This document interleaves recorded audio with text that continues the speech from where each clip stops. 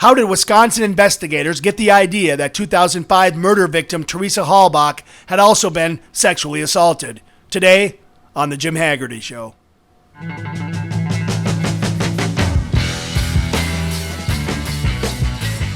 Hello, everybody, and welcome back to another special report.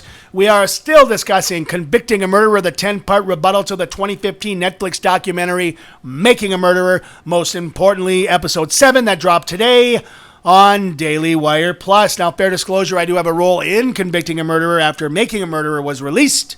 I began investigating the 2005 murder of Teresa Halbach and reporting my findings for various publications.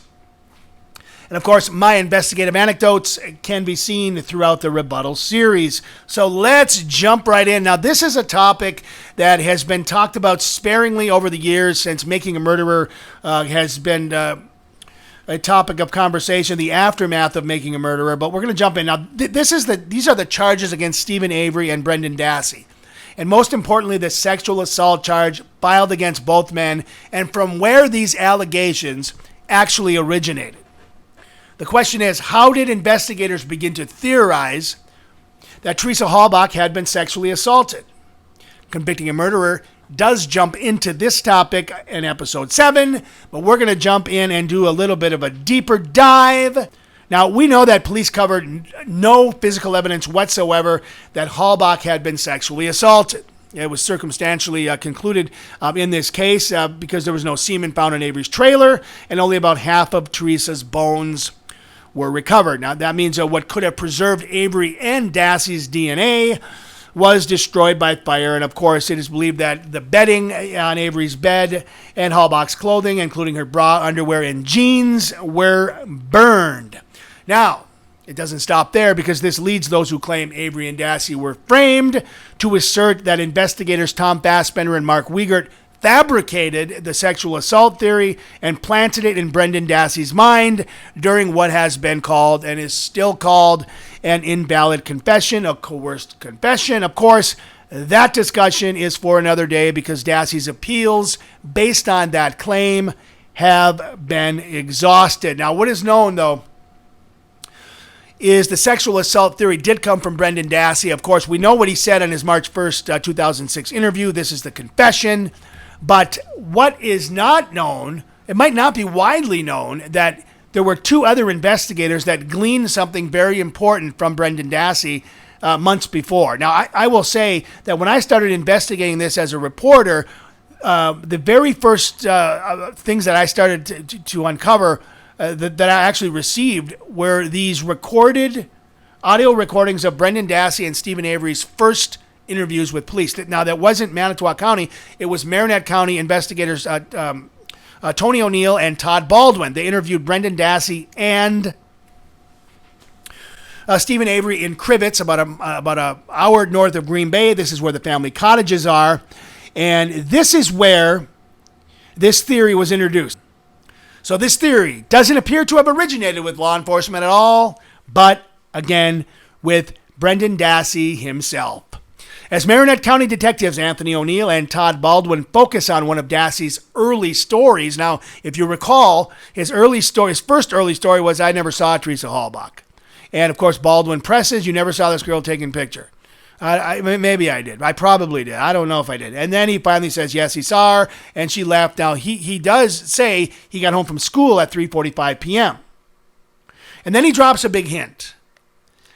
Out of the blue, do you think he did it? Dassey asks O'Neill and Baldwin, referring to his uncle, Steven Avery. Why would you ask me that? Baldwin eventually asks. Did what? The detective asks. That he raped her or whatever. Now, you just asked me a question, Brandon. Do you think he did it? No, you just asked me that question. Why would you ask me that? Did what? That he raped her? Now, this exchange marks the first mention of a sexual assault, and it bewilders Baldwin and O'Neill because both would later say that they had no prior knowledge of a possible sexual assault. Brendan, why would you say that? I haven't said anything about anybody being raped. It's like nobody ever mentioned the idea that Teresa was sexually assaulted or anything like that. So by all accounts, Baldwin and O'Neill were there to investigate a missing person. Now, we do know why Stephen Avery was being questioned up there. The state police in Wisconsin was in the process of securing the Avery property when the car was found, so they wanted to keep Avery up there. They seized his car. They pulled it over when I think two of his nephews were going to the store, so they pulled over the car. They put it on a flatbed. They trucked it to Madison, and this is when they commenced the interviews, or they conducted the interviews, rather, with Avery and Dassey at the family cottages.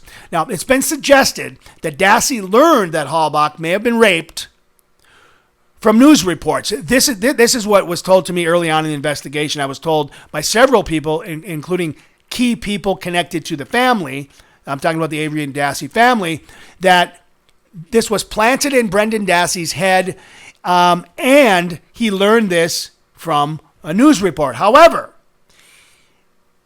the only in-depth news report about the missing Auto Trader photographer between November 3rd and November 6th included an interview with only Stephen Avery, during which he claimed that Halbach arrived at his house between 2 and 2:30. This is what he told investigators in Marinette.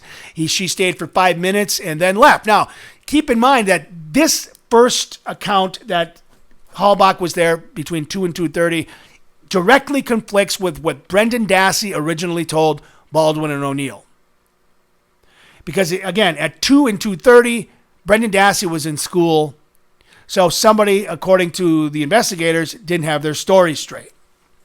Now, we know that Avery makes no mention of a possible sexual assault. Now, either do reporters in this news report.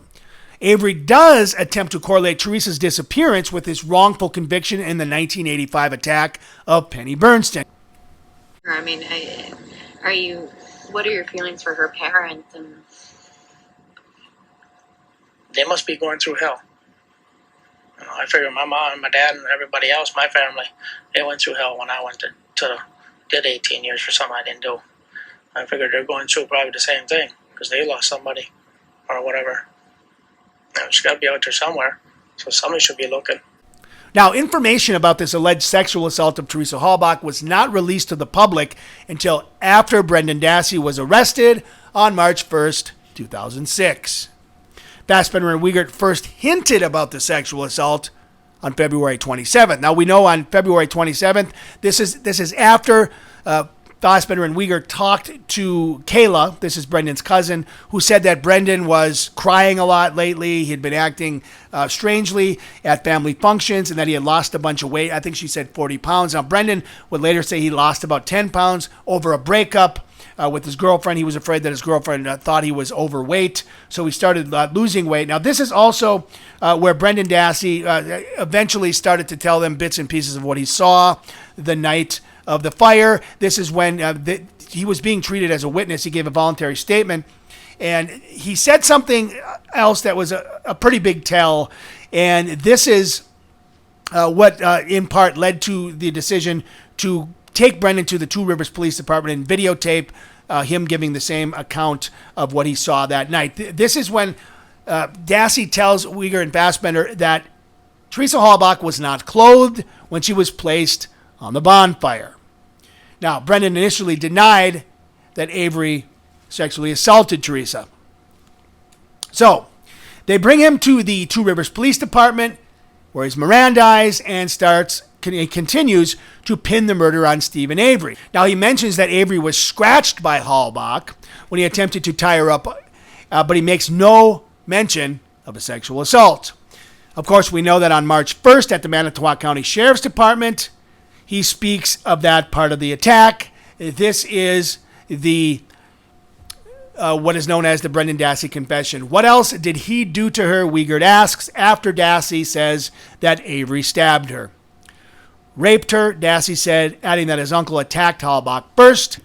After Dassey knocked on Avery's door, he eventually came to the door after 2 or 3 knocks. Dassey goes inside, where his uncle showed him Teresa's quote-unquote naked body.